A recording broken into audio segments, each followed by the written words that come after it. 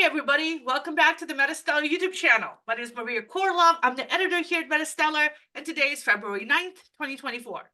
Are you looking for some free science fiction and fantasy books to get you through this weekend? We've got them. Today, we have magical romances, sci-fi adventures, and the top book is a Bigfoot-like beast living in a forest in the Northwest looking for love. Of course he is. Get these books while they're still free. I don't know how long they're going to be free, so if you're watching this at a later date, they might no longer be free, but don't despair because one of them might still be your favorite author, even if you have to pay a little bit of money. Or if you're a Kindle Unlimited subscriber, some of these books are in Kindle Unlimited. And if you want to get this list every Friday, subscribe to our newsletter or to our channel so you don't miss any great free books, because we do this every single Friday. Our team here at MetaStellar reads the first few chapters of the books on top of Amazon's free sci-fi and fantasy list. Today, I was helped out by editor Kristen Nolan and MetaStellar community member Emma Foster. And Emma is here with us today. Hi, Emma. Well, I don't know Hi. when, but hi. So it's Emma's first time on our channel, and she's a prolific writer of science fiction and fantasy short stories, and we're super excited to have her joining our team. Thanks, Emma, for being here. Thanks for having me. The link to the article and to all the books is in the description below, as is the link to Emma's website. So if you want to see her writing, you can check that out. For those who are new, MetaStellar is an online magazine of speculative fiction. All the content is always free to our readers. We publish more than 1,000 short stories, reprints, excerpts, essays, and lots of book reviews. We're able to do this and keep all our content completely free thanks to our Patreon supporters. We have a couple of anthologies out. We're working on our third annual anthology. We've got a merch store, also in the description below, with things like notepads, mugs, and t-shirts. And we have our Patreon, because we're all volunteers. All the stories we publish are paid for through the Patreon donations and the merch and other ways that people are funding us. So thank you so much, everybody. You guys are awesome. And if you're a science fiction writer or fantasy writer, our next submission cycle starts on March 1st. So mark your calendar. All right, and let's get to the books. Let me make that a little bit bigger for you guys. All right, here you go.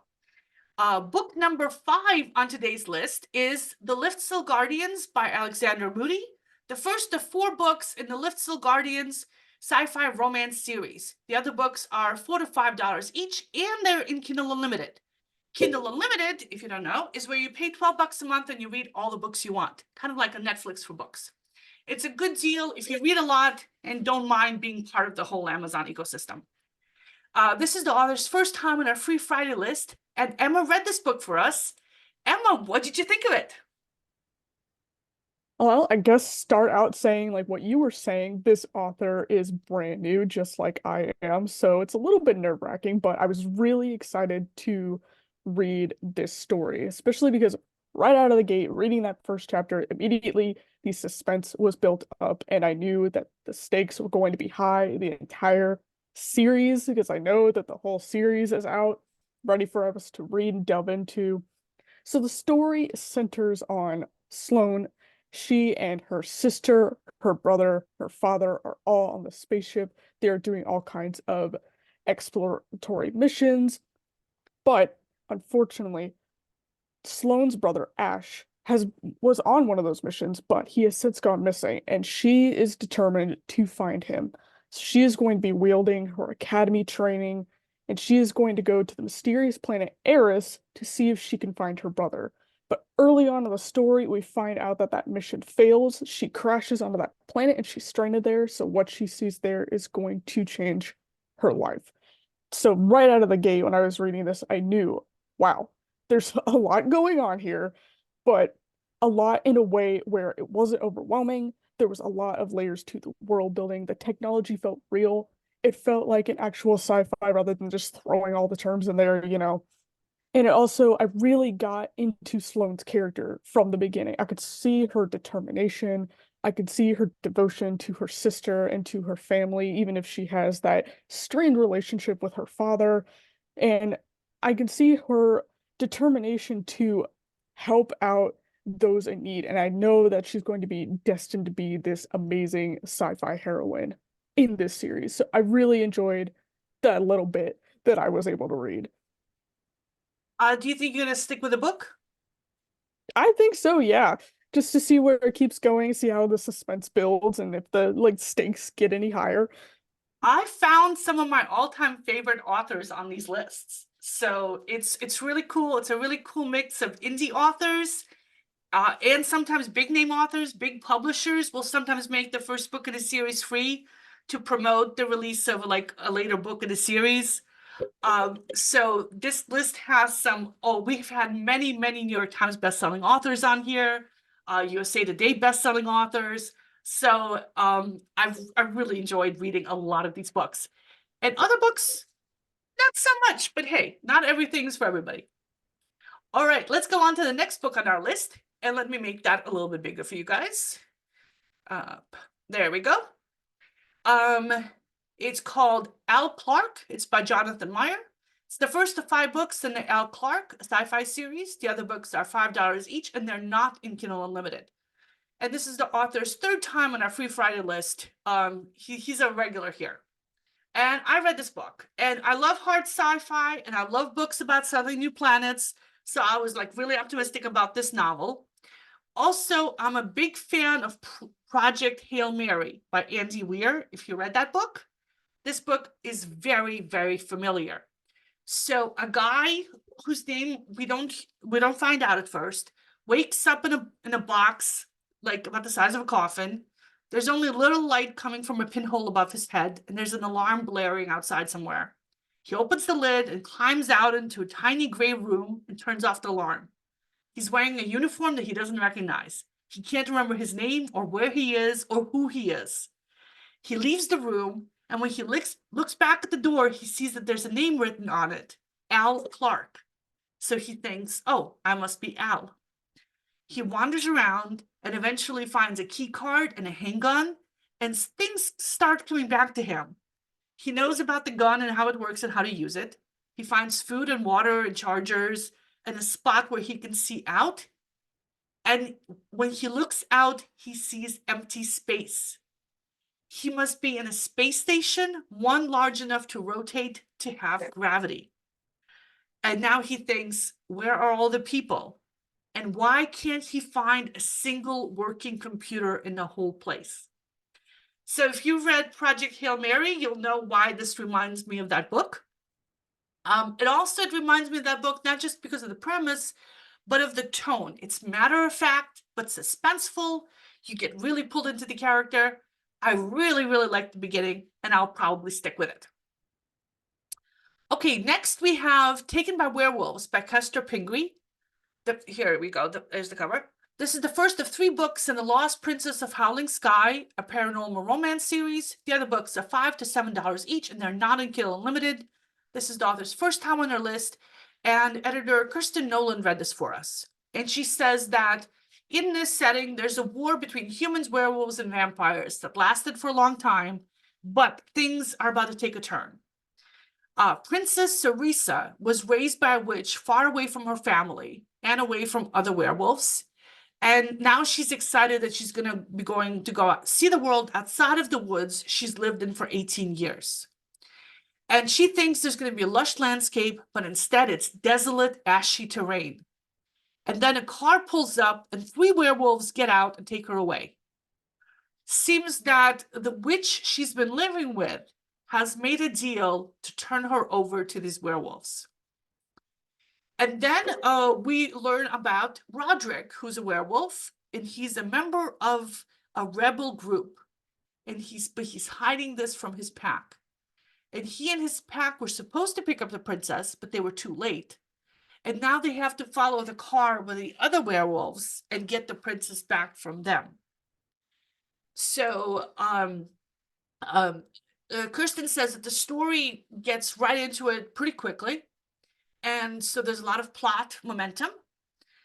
Sarisa, the princess, is clueless about life outside the woods. She doesn't even know what a car is. And Kristen says that Roderick seems like a nice and honorable guy. But 3 chapters in, Kirsten says she's not really sure where the story is going yet. And she doesn't like Sarissa much because she's kind of ignorant and immature, although she might grow over the course of the book. But Roderick is more interesting with a dark and mysterious vibe. She won't be finishing the book, but fans of werewolf romance will probably enjoy it. And it also sounds to me like something that people who like books with teenage protagonists might like, the whole Twilight kind of category of books. There's a huge audience for those kind of books. People really love them. If that is your kind of thing, check it out. It's free. Next is my favorite book on today's list. It's called Sucking Hell by Anna Dare, and I love the title. And it was just so funny and so much fun.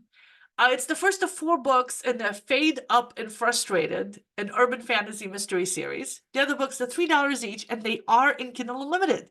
And it's the author's first time on our Free Friday list. This is exactly my kind of book. When I'm not reading hard sci-fi, I like reading cozy magical mysteries.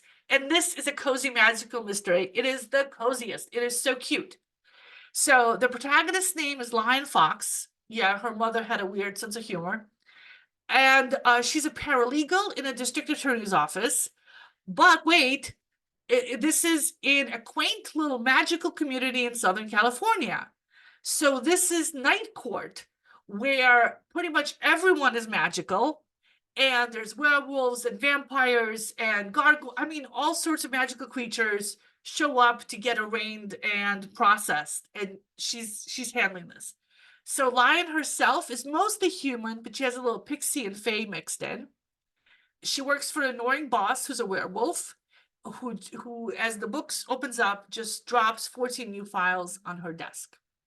She's also obsessed with vampires, which is one reason she took the job. She thinks that vampires are really hot, and most of the ones she sees are handcuffed, but she likes them in cuffs, so that's totally fine. But for some reason, she only likes looking at them. She can't stand to have a vampire touch her. And we later find out why. Meanwhile, the agency has hired a new felony investigation supervisor, and it's her ex, Bennett, a hot dragon shifter. And she tries to avoid him seeing her by hiding under a coworker's desk. But he spots her. He wants to talk. She doesn't want to talk with him. So there's a lot of comedy hijinks going on, and her coworkers are fun. The setting is fun. Everything about this book is like a madcap comedy. It's perfect leisure weekend reading. And then her night turns around for the better, because it's Night Court. The new DUI cases are in, and they're all gorgeous vampires. And DUI stands for drinking under the influence, meaning drinking people who are under the influence. Because when humans are drunk, they can't consent to being bitten. The vampires are processed and bonded out, and the hottest ones flirts with her. So this was a lot of fun. I love the world building, all the interactions between the different magical groups, and how that translates into a legal system. A lot of fun. After work, she volunteers with a local political campaign, and at that campaign, a rival candidate shows up at the meeting and has screaming at everybody, including at Lion. And then Lion goes outside to get away from all the drama, and her ex-boyfriend shows up, and that hot, sexy vampire shows up. They get into a fight, and then she blacks out. When she wakes up the next day, she's in a prison cell. She's accused of murdering that rival political candidate because they had a fight and she was the last one to see her alive. And that other political candidate is a vampire. And then we find out why she can't touch vampires. And I'm not going to tell it to you. I'm not going to give you a spoiler, but it's juicy. And so Lion knows that she's not a murderer, even though she can't remember what happened because she's not a murderer. But she was used by somebody as the murder weapon. Isn't that cool? I love that premise. I love the cute setting and the characters. I'm definitely sticking with the book. If you're into some light, fun reading, this is the book for you. Before we go on to book number 1, I want to thank our Patreon supporters. They are Greg, Lorena, Janet, Luca, Sophie, Marie, Alexandra, Avery, Terrence, Brad, David, Anastasia, and Amira. Thanks, guys. We love you. We would not be able to put out the magazine without you. Very, very, very highly appreciated. All right, and now let's go on to book number 1, Gentle Giant by Sue Mercury. The first of 3 books in Cascade Beasts, a fantasy romance series. The other books are $5 each, and they are in Kindle Unlimited. And the author has been on our list before. So I'm not really a fan of romance. I mean, I don't mind like romantic comedies because they're mostly comedy, you know, a little bit of romance, or they're mostly mystery and a little bit of romance.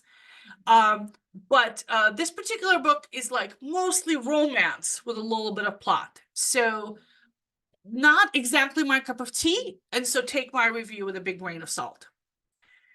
So the book opens with a guy named Brutus. He's standing on a cliff surveying his domain in the North Cascades. And I looked it up. The North Cascades are somewhere near Seattle. And he sees a metallic vessel fly overhead, pursued by 3 other metallic vessels. And I'm guessing we're in the modern world, and those are airplanes. And one of those airplanes crashes into the village of his people. Seems that his people have been hiding from humans for thousands of years, but humanity has been encroaching, and in years, humantown has been growing in size. And so I'm thinking, is he a Bigfoot or something like it? We'll find out. So the plane crashes in the middle of one of the settlements, and 25 people of his tribe die, most of them female. A couple of human men survive the crash, but Brutus and his people kill them. And then they move the plane deeper into the forest in case the humans come looking for it. So it seems that Brutus's people have gone unnoticed by hiding in forests and caves, and they have the power to alter memories. So if anybody comes by and finds them, they change their memory so that they don't know anybody's there. And their tribe is really small, and the loss of all these females is going to be really hard for them. And then Brutus has a vision of a beautiful human female that he's instantly drawn to. And then his father's in a vision, and his father is telling him that his fate and that of other males in his tribe is to take human mates. Okay, so the old, we don't have enough women, we have to find human women to mate with kind of trope. It's a very popular trope. What can I say? People love it. In the next chapter, we switch to the point of view of Haley. She's hiking through a forest. It's late. She needs to find shelter. And then she sees a creature over 7 feet tall, covered in fur, with broad shoulders and well-defined muscles and pale blue eyes. And she's immediately strangely drawn to it. And she's thinking, it doesn't look like any of the aliens that humans have come in contact with. Maybe it's a newly discovered race. She doesn't always keep up with the news. And so I'm thinking, okay, this is set in the future where humans have made contact with aliens. And then the beast reaches out for her, and she leans into his touch. And the beast tells her that he's been waiting for her. And then she wakes up. It's all been a dream. She's safely at home. And she gets busy packing up her stuff because she just broke up with her fiance. And a friend of hers comes over. And this friend is about to leave Earth to go to a planet called New Vax, where human women are paired up with Vaxlian warriors who need human mates. And I'm thinking, wait a minute, that sounds really familiar. And I looked it up, and I did read that book. It's the first book in the Vaxlian Alien Mail Order Brides series by the same author. So if you've read those books, you know what you're going to get. And since we're jumping between the point of view of Haley and Rufus, you know they're fated to get together. And judging by the stirring she felt in her loins when she had her vision, I'm guessing that things are going to get steamy between them.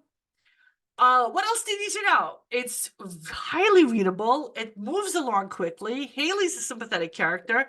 Brutus is kind of sympathetic, but he's a little cruel because he killed those humans and stuff. But if you like books where the plot is secondary to the romance, and if you preferred the Beauty and the Beast where the beast was still a beast, I think you might get a real kick out of this book. All right, so that was it for today's Free Friday list. Don't forget to like and subscribe to our channel for more bookish content. We have a newsletter that goes out every single Friday afternoon if you don't want to miss any of the free short stories we publish every week, or our weekly writing advice, or these Free Friday reviews. And tell us in the comments which of these books you are going to read this weekend. And thank you very much for joining us. Thank you, Emma, for being here today. I really appreciate it. And I'll see you all next Friday. Bye-bye, everybody. Bye.